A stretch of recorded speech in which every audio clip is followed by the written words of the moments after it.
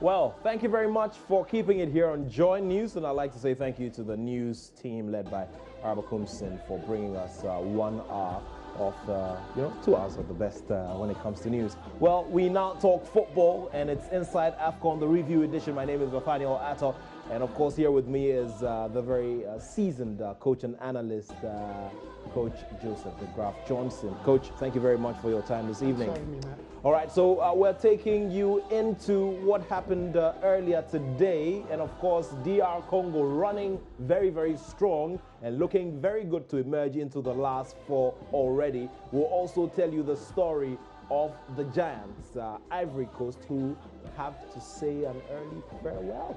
Well, your comments will be welcome. Remember, it's Joy Sports on Facebook, or just get on the Joy FM wall and paste your comments there. Remember, the official hashtag is Joy AFCON. We'll be glad to have your comments as we look at these big surprises, these big exits as well. All right, and remember that we're in a big football season, and the football fever has caught on a great deal, especially considering that the Black Stars are playing tomorrow. So there are good, big goodies to be won in the Total AFCON instant win promotion. Just remember to buy fuel worth 50 Ghana cedis and more when you're driving your car. And when it's your motorbike, then just buy 20 Ghana cedis, and you'd get a card, a scratch card from the attendant. Just scratch it, and what you see is what you win. It's as simple as that. And you can win so many exciting souvenirs, from branded caps to footballs to jerseys and many more. So what you see is what you win. So it's just like scoring a goal without a goalkeeper in the post. It's that easy. So win loads of goodies in the Total AFCON instant win. And remember, terms and conditions apply. See press and posters for details. And remember, Total is a partner for African football. All right, so we'll be getting into the discussions now, but always, as we've always done, we get into the camp of the Black Stars and throw the focus there as they get ready for this game. So we'll go straight to the Black Stars camp. They had the final training session earlier today ahead of that big clash with Egypt. And of course, our tournament correspondent, Benedict Owusu, was there.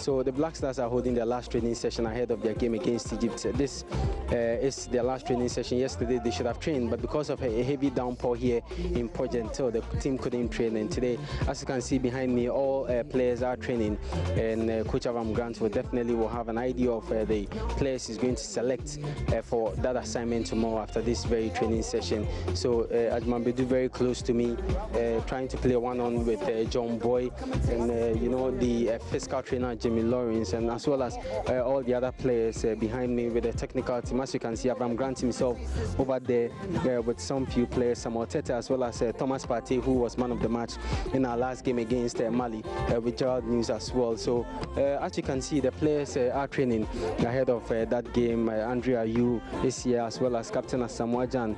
They're all getting ready to get onto the pitch for their last training session ahead of the game against Egypt. Well, for many, Ghana has already qualified, so they would want to see changes in the starting lineup. So by virtue of today's training session, we'll have an idea of whether Coach Avram Grant will stick to his starting lineup, which we've seen in the first game and also the second game, or he will make changes in the team that will play against Egypt tomorrow.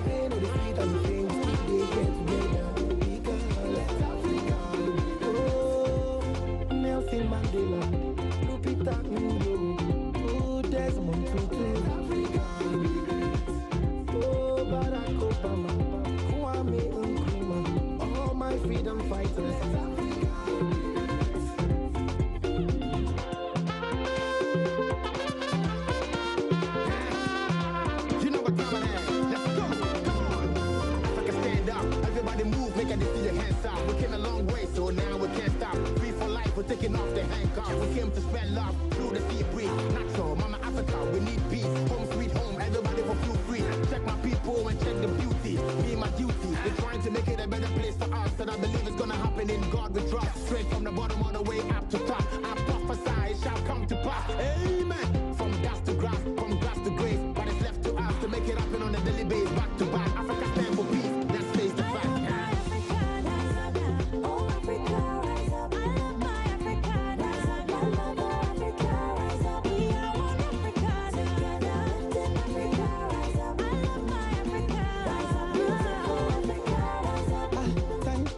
Tanzania.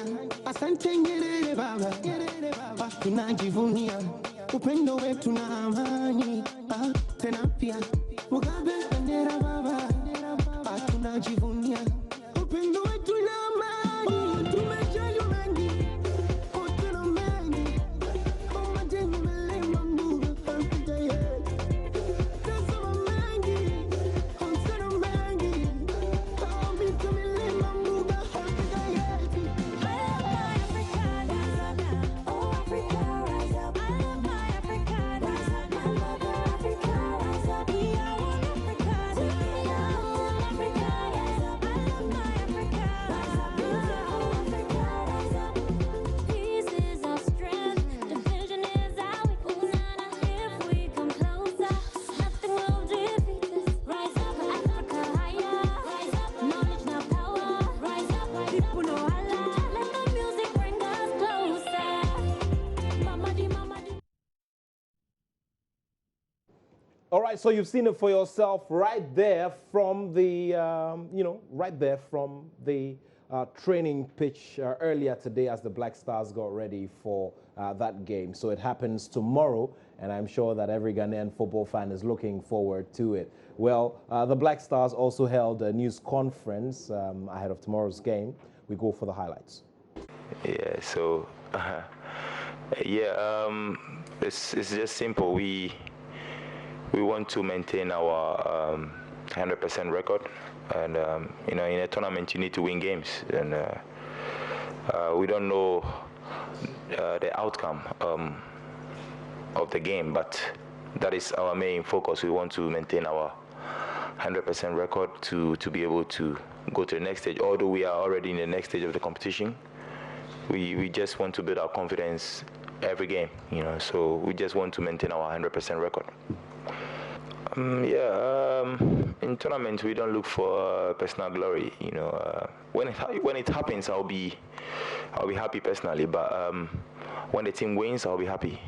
As a captain, I need to just lead the team to win, and that is the most important thing right now. And then maybe after, if maybe I be on a score sheet, then I can celebrate my personal glory, But for now, we want to win, so our main focus is on the win on Wednesday. So definitely, as a striker, people expect you to score goals, and that is what I've done in recent years for the past years, So I would say I've nothing to prove, but I'm still young. I'm okay. I'm playing.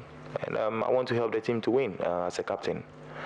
That is all we want. We want to just win the trophy, and that is why we are here, So, but personal glories comes after. You win like training game?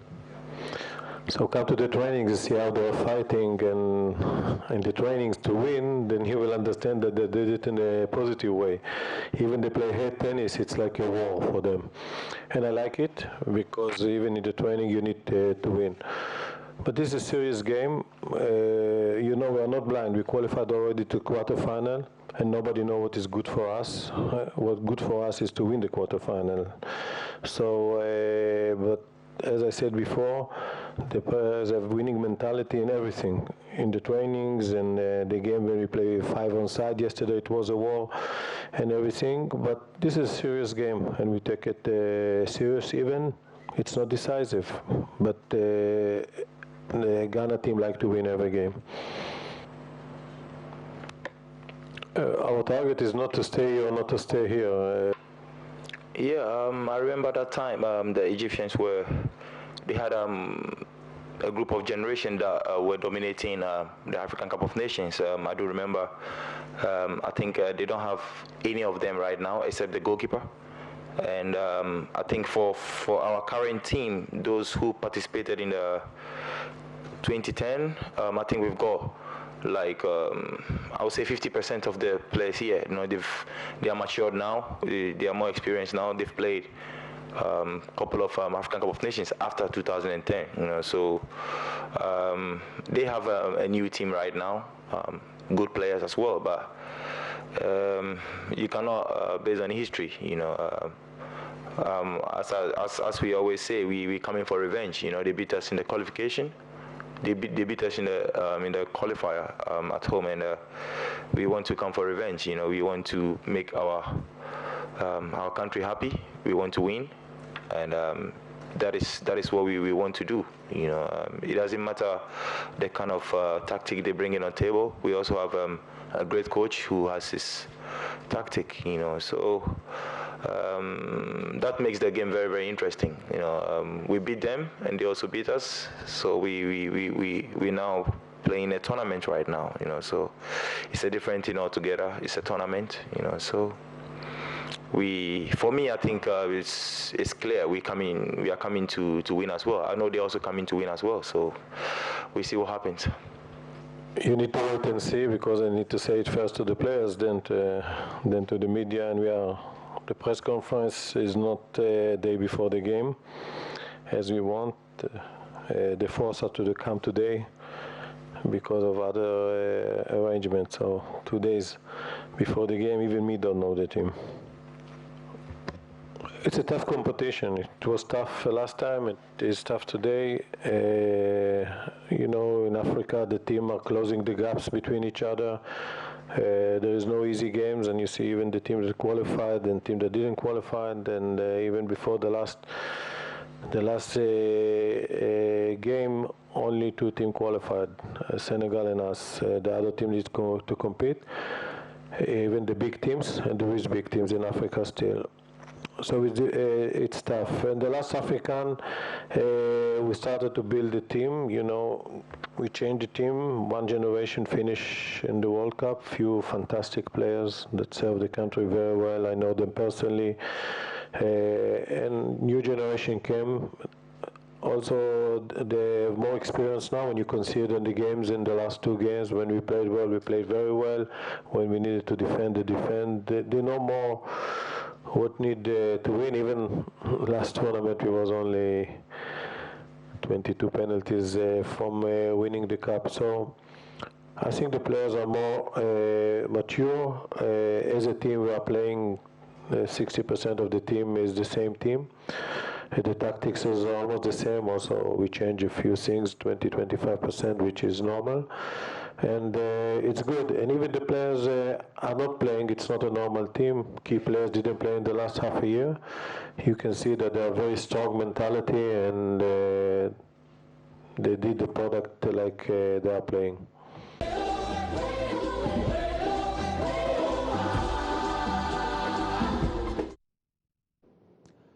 All right, so those were thoughts from Avram Grant. And I like the bit where Asamoah Gyan says, you know something, we are going for the 100% record.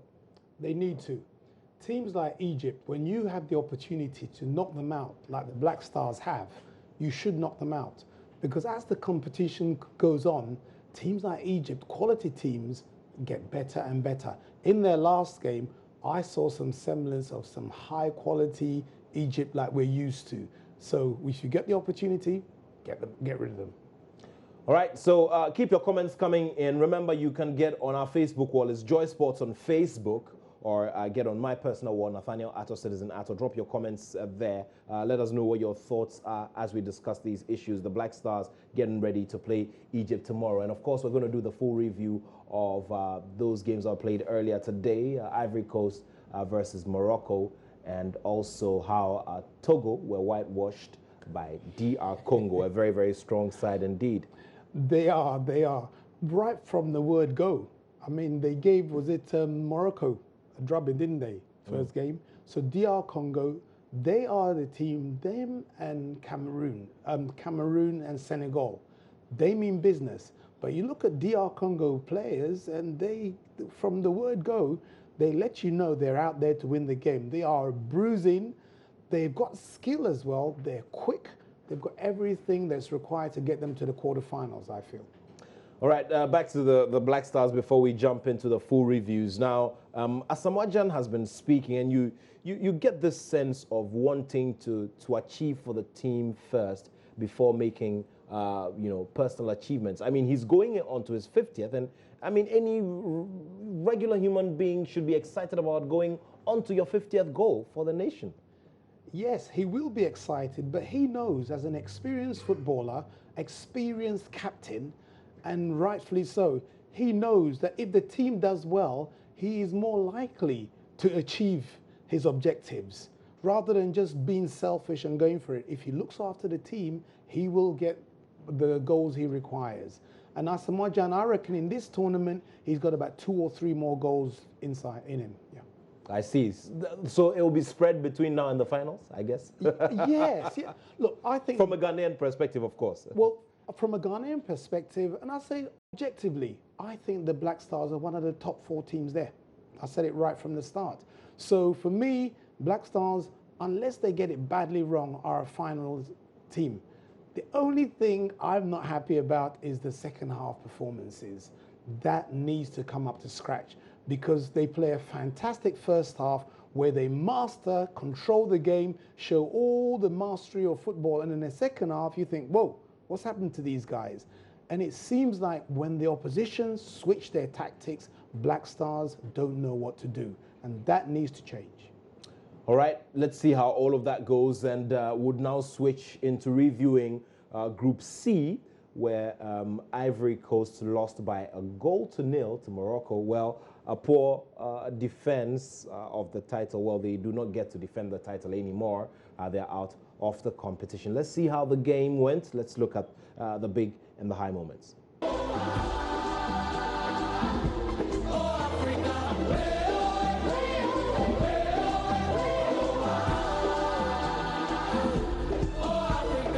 I mean, a headliner indeed, especially if you take a look at that goal. Brilliant goal. Brilliant goal, but the goalkeeper really did not do well. He did not leave the ground. And one, his positioning was quite poor. He was too far out for the position of the ball. Because as a goalkeeper, the further out the ball is, the further out you come. But as the ball gets closer to the goal, where 30-yard shot, that's quality. You're talking about top of the, top-notch footballers in the world. So you do not stick your neck out like that and come out so far. So I'll say, great goal. You got to give the striker full credit, but the goalkeeper really did not do well. Now, when you look at this game, I mean, what would you say was the biggest problem for the Ivorians?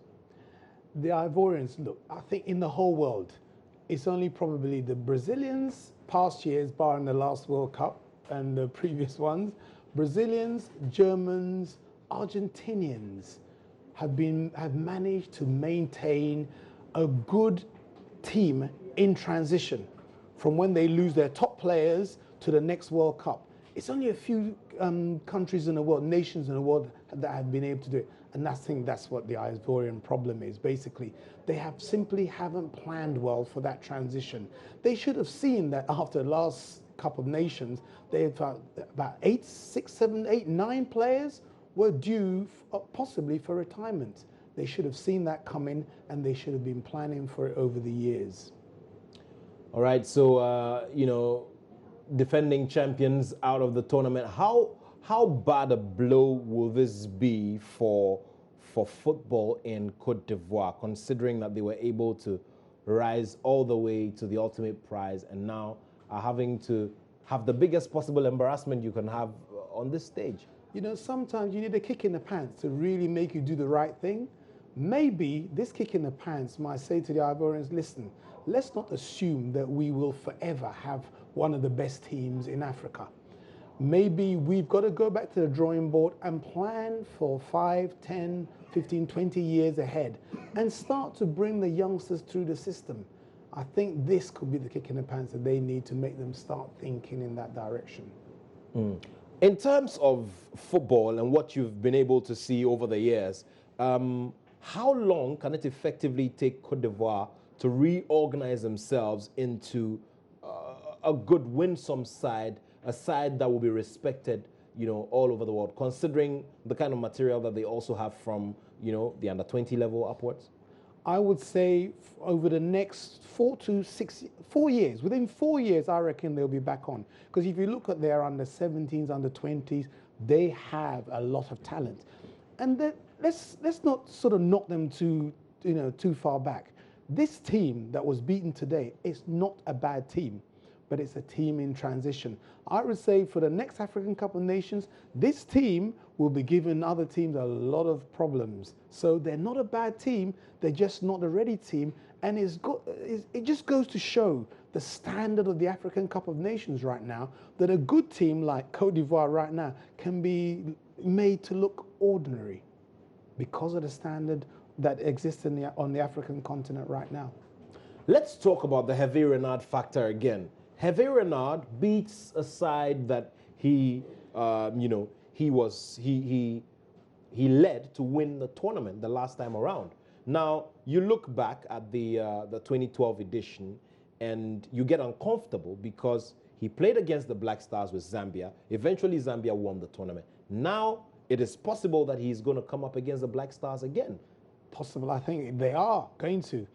Hervé Renard, what he is, he's a very, very good physical conditioner of players. It's not just physical and mental. So that's what he does. And he's done that to the Moroccan team because they are on fire. First game, I just thought that they looked a little lost. But since then, they've gone from strength to strength. And the strength to strength is the physical side of it. What he's got, and what he's got in his armory, is the ability to take players through tournaments. Again, come back to Germany. They are brilliant at tournaments. So if you get to the chance to knock out a German team in the first round, you better do it, because you know that in the next round, they're going to get stronger and stronger. And it's the same thing with the Argentinians. So Renard, he seems to have got that knack. He really knows how to prepare players for tournaments and how to make them perform in tournaments. He's coming up against Ghana a third time as coach, after he left. What is going to change and what could go to his disadvantage? He just played one game. One game is I prepare my players well to play to their max. And also, he would know a lot of the Ghanaian players and how they play. So that goes for him. What goes against him is that the Ghanaian players right now are on fire. They're at the top of their confidence level, and Ghana Black Stars at the moment are very, very, very strong indeed. So I think that goes against him. But going for him, he knows the players, he knows how they play, he knows that their mentality, which is very, very important indeed. Go back to Renard. When he went back to the French league, he flopped, didn't he? See, so he seems to be, Africa seems to suit him very well. In particular, tournament preparation of players seem to suit him very well. Okay, so what should Avram Grant be thinking about at this time? I know that there's a game in hand, there's an Egypt game, but once we're done with Egypt, he has to execute a good result and a win against Morocco. How is that going to be done? Right. He needs to analyze his first two games, and after the Egypt game, analyze those games and fix that second half. All right? The first half, luckily, Morocco don't seem to start that strong. They don't start strongly at all. Black Stars start very strong. So for me, Black Stars must take advantage of that. That advantage of that strength. Score one. The one goal project, I've got a feeling, won't do it for the next round against Morocco. If we're going to play the same tactics and possibly, I hope not, go for that collapse in the second round, in the second half rather, I think we need to score 2 goals. But the thing is, the beauty of it is that we're actually creating the chances to score those 2 goals, just not taking them. So Black Stars in the first 2 games, have the capacity to score those 2 goals. Against Morocco, we must. If we don't, we could come a cropper. Well, let's see how it goes. Let's do some more here and focus on the AFCON Minute.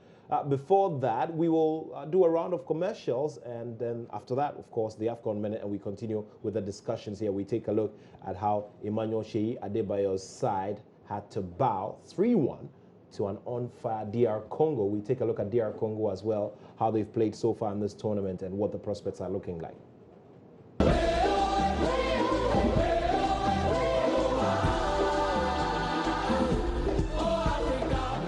Right, so sad one for the goalie of Togo from that game where people got angry. It just takes me back to the FIFA World Cup in '94 where Escobar scored an own goal and, got shot later on. He lost his life as a result. It's very sad when, for me, it's a game.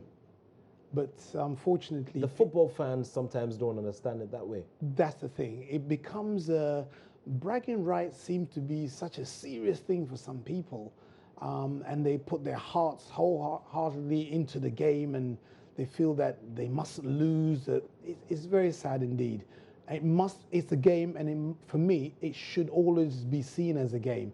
It's like, as a coach, I do not see the opponents as enemies. For me, they are opponents in a game. And we shake hands before, although in Ghana it's a no-no, shaking hands before a game, shake hands afterwards, talk to them as mates.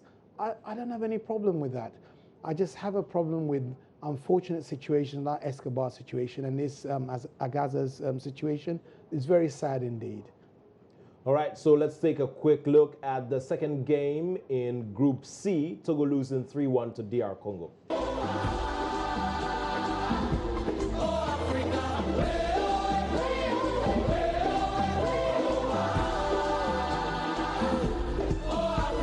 Oh, wow. DR Congo are looking very good to pick one final spot. They are.